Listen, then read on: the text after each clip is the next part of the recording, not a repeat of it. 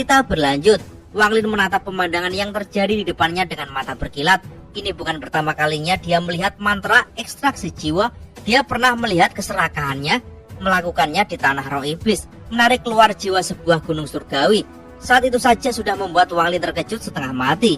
Tapi apa yang terjadi sekarang tak terbandingkan. Kini dia benar-benar mengalami sendiri. Tubuhnya dikuasai iblis yang tersebar, yang meraih jiwa planet seribu ilusi seolah mencabut nafasnya. Dibandingkan teknik keserakahan, ini bagaikan samudera dibanding genangan air. Wang Lin merasakan dengan gamblang bahwa semua hal di dunia memiliki jiwa. Bahkan rumput yang tak berdaya, sungai yang mengalir, atau puncak gunung yang menjulang. Jiwa-jiwa itu biasanya tak kasat mata, tapi tekanannya selalu ada. Seperti rasa kagum dan takut saat manusia menatap puncak gunung. Itulah jiwa gunung yang memberi tekanan pada hati. Dan planet kultivator yang menampung energi spiritual tak terhitung tentu memiliki jiwa yang jauh lebih tua, lebih kompleks. Saat iblis yang tersebar menarik jiwa planet, tidak ada gempa mengguncang permukaan, tidak ada ledakan dahsyat, yang muncul malah aura kuno yang perlahan bangkit, seolah planet yang tertidur selama jutaan tahun akhirnya terjaga. Di bawah kendali iblis, tangan Wang Lin terangkat. Aura kuno itu terkumpul di telapak tangannya, berubah menjadi kabut abu-abu kental yang memancarkan suara retakan petir. Wang Lin melihat ilusi rumput yang layu, sungai yang mengering, dan puncak gunung yang retak, seolah planet itu tiba-tiba kehilangan vitalitasnya. Dengan kabut abu-abu jiwa planet di tangan, iblis yang tersebar tertawa serak. Dia menerjang sosok celestial di depannya dengan kecepatan kilat. Wang Lin merasakan tubuhnya menyatu dengan kekuatan planet itu sendiri. Ini bukan hanya pukulannya, ini adalah tinju yang membawa kemarahan sebuah dunia. Musuhnya tidak tinggal diam. Sosok celestial itu membentuk segel, memanggil semua energi spiritual celestial yang telah dia serap dari seluruh planet. Energi putih seperti susu berkumpul di tangannya, padat bagai batu, berat bagai takdir. Kedua mantra maha dahsyat itu bertabrakan. Makduar, ledakan mengguncang dunia. Sekitar sepertiga urat roh planet seribu ilusi runtuh seketika. Gelombang kejut menyebar seperti tsunami, memaksa semua anggota keluarga Huan mundur dengan panik sambil melindungi diri. Sosok celestial itu ambruk, berubah menjadi asap tipis. Dari asap itu, sepotong giok hijau muncul, memancarkan retakan halus sebelum pecah menjadi debu. Saat giok itu hancur, cahaya putih menyebar, membentuk layar pelindung sepanjang 5 km. Leluhur keluarga Huan pucat pasi. Itu adalah jimat terakhir keluarga mereka, mantra pertahanan terakhir untuk membeli sedikit waktu, mungkin untuk lari atau mengucapkan kata terakhir. Iblis yang tersebar mendengus, aura kuno di tangannya memudar, jiwa planet seribu ilusi kembali ke tanah, membaur, seolah kejadian barusan tak pernah terjadi, hanya meninggalkan planet yang setengah sekarat. Wang Lin sendiri masih terengah, pikirannya terguncang. Dia telah melihat sekilas kekuatan langkah kedua yang sejati. Bukan hanya seperti saat dia menonton keserakahan atau leluhur keluarga Huan, tapi merasakannya sendiri. Dia tahu sekarang betapa jauhnya jurang antara Askendan biasa dengan para kultivator langkah kedua sejati. Langkah kedua terlalu menakutkan. Bahkan pengawal celestial yang dia bawa sebelumnya tak akan mampu menahan serangan seperti itu. Satu pertarungan seperti ini bisa menghancurkan seluruh planet kultivasi. Namun di balik bahaya ini, Wang Lin mendapat keuntungan tak ternilai. Karena iblis yang tersebar mengendalikannya, semua mantra dan jalur energi spiritual celestial dipaparkan jelas di depannya. Gerak energi iblis, pola aura kuno, bahkan detail cara mengekstraksi jiwa planet semuanya terukir dalam benaknya. Baginya, pertempuran ini ibarat celah yang terbuka pada pintu langkah kedua. Kini dia bisa mengintip ke dalam, walau sekilas, dan memahami jalan yang harus dia tempuh. Sementara itu, keluarga Huan panik. Layar cahaya terakhir mereka mulai retak, bergema suara gemuruh tiap kali iblis yang tersebar menghajarnya dengan pukulan iblis. Di balik layar itu, wajah leluhur keluarga Huan suram. Dia tidak mau menyerahkan Liu Mei, murid sekaligus kunci bagi rencananya. Namun, jika dia bersikeras menahannya, keluarga mereka akan habis dilumat iblis itu. Huang Fengshen berseru pelan, "Leluhur, serahkan Liu Mei." Leluhur keluarga Huan menatap Liu Mei dalam diam. Dia tahu dia tidak mengasuh Liu Mei karena kasih sayang. Dia membesarkannya untuk satu tujuan keji, merebut domain 10.000 ilusi Dao iblis surgawi miliknya. Dulu, dia menurunkan kultivasinya untuk memanipulasi garis keturunan Liu Mei, memastikan dia tumbuh persis seperti yang diinginkan. Ketika Liu Mei mencapai tahap Yin dan Yang, dia berniat melahapnya untuk menyempurnakan iblis surgawi tanpa identitas, domain kuno warisan keluarga Huan. Kini semua rencana itu hancur di tangan Wang Lin. Wajah Liu Mei pucat tapi matanya dingin. Dia sudah lama tahu niat gurunya. Saat mereka di sistem bintang aliansi, dia mencium gelagat. Tapi dia tak berdaya menolak, dia hanya bisa menunduk dan menunggu saat itu datang. Leluhur keluarga Huan akhirnya bersuara parau, "Liu Mei?" Namun Liu Mei mengangkat wajahnya, suaranya tenang dan pahit. "Tuan, jika aku keluar sekarang, aku pasti akan mati." Di luar, iblis yang tersebar tertawa arogan, menghantam layar pelindung dengan kekuatan iblis murni. Retakan menjalar seperti jaring laba-laba. Leluhur keluarga Huan menatap Liu Mei tajam. Dalam hatinya, amarah dan keserakahan bertarung. Dia tidak ingin menyerahkan kartu asnya, tapi jika tidak, keluarganya akan binasa. Matanya gelap, ia berbisik penuh kebencian. "Jika kau tak mau keluar, maka serahkan domainmu padaku. Dengan itu aku mungkin bisa membunuh iblis ini." Keheningan menegangkan menelan ruangan. Huan Wuking mendongak menatap layar cahaya di depannya. Suaranya terdengar tegas dan mendesak, "Bicaralah."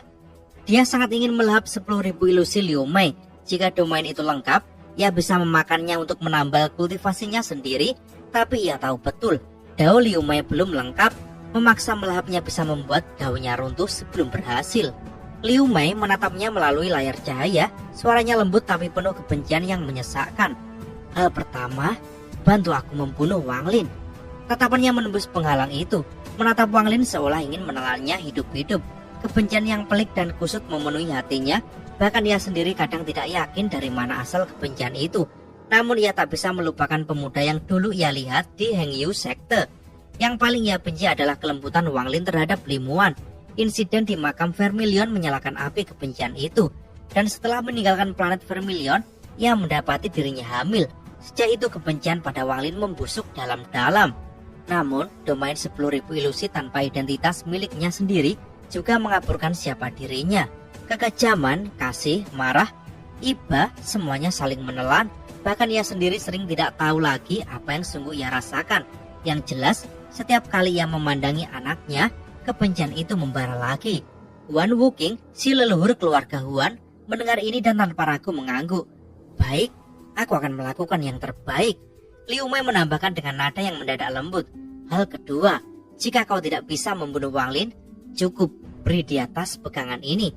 Ia mengeluarkan tas kecil dari dadanya, memandangnya sejenak dengan sentuhan sayang sebelum menyerahkannya. Huan Wuking sempat mengernyit, tapi ia tetap menerima tas itu. Sementara itu, di sisi lain penghalang cahaya, Wang Lin berdiri diam. Tubuhnya sudah dikuasai oleh iblis yang tersebar. Iblis itu mengangkat tinjunya dan menghantam layar terang. Retakan seperti kaca menjalar ke segala arah. Suara retakan bergema seperti ribuan cermin pecah. "Hancurkan!" Dengan satu teriakan itu, penghalang terakhir keluarga Huan, warisan leluhur celestial mereka, hancur berkeping. Energi iblis yang gelap dan menakutkan menyapu dunia. Melalui pusaran iblis itu, Wang Lin melihat Liu Mei duduk di tanah dengan Huan Wuking di belakangnya. Leluhur itu memejamkan mata dengan tangan menempel di dahi Liu Mei. Aura aneh dan abu-abu meresap dari tubuhnya. Iblis yang tersebar yang mengendalikan Wang Lin mengangkat alis dan terkekeh. Anak kecil, metode kultivasimu menarik juga. Bahkan ada sedikit jejak iblis kuno di dalamnya." Namun, Wang Lin tidak memperhatikan mereka. Pandangannya hanya tertuju pada Liu Mei. Ia melihat nafasnya hilang, auranya padam. Ia tidak tahu apa yang ia rasakan, sedih atau marah atau lega. Semua rasa tumpang tindih. Leluhur keluarga Huan yang kini tubuhnya seperti asap membuka matanya. Cahaya abu-abu terpancar kuat. Ia mendongak menatap iblis yang tersebar. Suaranya tenang tapi tajam. "Aku hanya punya satu mantra. Kau berani menerimanya?" Iblis itu menyeringai. "Tunjukkan." Leluhur Huan menutup mata. Ia sudah menyerap domain Liu Mei, memulihkan energi spiritual celestialnya. Tapi dia tahu dia tidak akan sanggup lari dari iblis yang tersebar. Semua harapannya ia sematkan pada jejak dao iblis surgawi tanpa identitas yang baru ia hasilkan. Hasil dari melahap domain Liu Mei, tapi itu terlalu sedikit. Ia menahan nafas, wajahnya menegang menahan sakit. Tubuhnya mengerut, menua puluhan tahun dalam sekejap. Tulangnya menonjol, kulit mengering. Akhirnya ia runtuh menjadi kerangka. Lalu kerangka itu pun meleleh menjadi abu. Yang tersisa hanya tas pegangan yang jatuh ke tanah. Asap abu-abu mengepul dari tempat jasad leluhur keluarga Huan lenyap. Di dalam asap itu, jiwa asal leluhur keluarga Huan melayang. Namun iblis yang tersebar hanya menatap dengan minat besar. Mantra ini menarik, sangat menarik. Ilusi tak terhitung jumlahnya muncul di udara. Aura ganas membanjiri langit dan bumi. Masing-masing ilusi itu sekurang-kurangnya setara dengan kultivator tahap yin yang, beberapa lebih kuat lagi.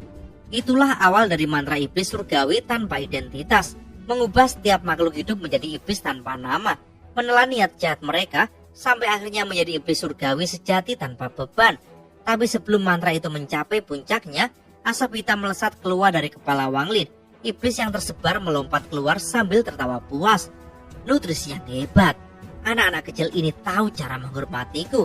Dalam sekejap, ia menelan sebagian besar ilusi itu. Kalau bukan karena janji, aku bahkan tak mau membunuhmu. Dengan keluarnya iblis yang tersebar, Wang Lin mendapatkan kembali kendali atas tubuhnya. Dalam satu langkah, ia melayang turun ke tanah, berdiri di depan Liu Mei. Kini mata Liu Mei tertutup, nafasnya hilang, tubuhnya dingin. Ia sudah berada pada tahap askendan, jiwa asalnya sudah menyatu sepenuhnya dengan domainnya. Ketika domain itu dilahap, jiwanya ikut lenyap. Wang Lin hanya berdiri di sana menatap tanpa suara. Iblis yang tersebar terus melahap ilusi, sementara sisa jiwa leluhur keluarga Huan yang ilusi kembali memadat. Wajahnya getir, ia tahu kalau domain Liu Mei sempurna, ia bisa menjadi iblis surgawi sejati. Tapi sekarang ia hanya makanan bagi iblis yang tersebar. Dengan desahan pahit, ia mencoba kabur. Tapi iblis yang tersebar hanya tertawa dan membungkusnya dengan energi iblis. Leluhur keluarga Huan dilahap dalam satu gerakan. Boneka kecil Wang Lin, iblis ini sudah menepati janjinya. Iblis itu melirik Wang Lin untuk terakhir kalinya sebelum melangkah ke kehampaan dan lenyap. Anggota keluarga Huan hanya bisa diam-diam terpaku menatap Wang Lin. Mereka semua ngeri, tetapi hormat pada Wang Lin yang tetap berdiri tenang. Huan Fengshen maju perlahan, ragu, suaranya rendah. Rekan kultivator, sebelum Liu Mei pergi, dia membuat kesepakatan dengan Huan Wuqing. Jika dia tak bisa membunuhmu, dia ingin kau menerima tas pegangan ini. Wang Lin mendongak, pandangannya jatuh pada tas yang tertinggal. Ia mengulurkan tangan dan tas itu melayang ke genggamannya. Di dalamnya hanya ada sebuah pil dan sepotong batu giok. Akal ilahi Wang Lin menyapu giok itu. Di sana, suara Liu Mei bergema, lirih, samar, seolah dari mimpi. Pil itu menangkal kebencian anak. Kalau digabung dengan penggarap guntur, sebagian besar kebenciannya bisa dibubarkan. Saat itu, guruku memintaku meninggalkan bayangan di hatimu. Aku tak bisa, tapi sekarang aku melakukannya. Angin sepoi bertiup, debu terangkat lembut dari tanah. Potongan cahaya berbentuk kubu-kubu berterbangan dari dahi Liu Mei. Fragmen-fragmen itu melayang ke langit. Sosok Liu Mei seolah tersenyum di angkasa. Rambutnya berkibar. Ia menoleh ke Wang Lin untuk terakhir kalinya sebelum terus melayang ke ufuk jauh. Wang Lin hanya mendongak diam menatapnya pergi. Di atas hidup dan mati adalah karma. Penyebab karmatis di masa lalu membawa akibat karmatis hari ini. Biarkan debu kembali menjadi debu. Semua ini hanya potongan mimpi masa lalu. Ia berbalik dan pergi, tidak lagi menoleh. Apakah dia benar-benar mati? Pertanyaan itu tak lagi penting. Wang Lin perlahan lenyap dari pandangan keluarga Huan. Yang tersisa hanya keheningan dan kenangan yang kelak diwariskan turun-temurun. Ia tidak menghancurkan keluarga Huan. Ia terlalu lelah. Yang lelah bukan tubuhnya, melainkan hatinya. Setelah 800 tahun kultivasi yang penuh darah, air mata, cinta, kebencian, penyesalan, dan pengorbanan. Jauh di planet Ranyun, di desa Bulan Jatuh, berdirilah sebuah keluarga aneh dengan hanya 2 anggota, seorang pemuda berwajah muda tapi berjiwa tua, dan seorang bayi. Dan di tempat lain, di sistem bintang All Heaven, sosok keserakahan berkeliaran dengan wajah muram. Setiap kali ia memikirkan tubuh barunya, kulit kepalanya terasa dingin. Ia tahu betul kalau ia ceroboh, tubuh itu akan menelannya dan ia takkan punya kuburan untuk mati. Scene lalu beralih. Langit biru membentang bak sutra satin, dihiasi awan-awan putih lembut yang seperti perhiasan alam. Di kaki gunung Kuilian, sebuah sungai jernih berliku. Alirannya meliuk membelah tanah sebelum bergabung ke sungai yang lebih besar. Di tepian sungai itu berdiri sebuah desa pegunungan yang subur, sawah menghijau, pepohonan rindang, suara yang berkokok bersaut-sautan. Desa itu penuh kehidupan, tapi tetap terasa damai, seolah jauh dari hiruk pikuk dunia. Di salah satu sudut desa, terdengar suara seorang pemuda yang lantang bercerita. Dulu, air sungai ini manis. Kadang awan muncul di puncak Cuilian. Kalau menghirup awan itu, katanya tubuh jadi sehat dan bebas sakit 10 tahun.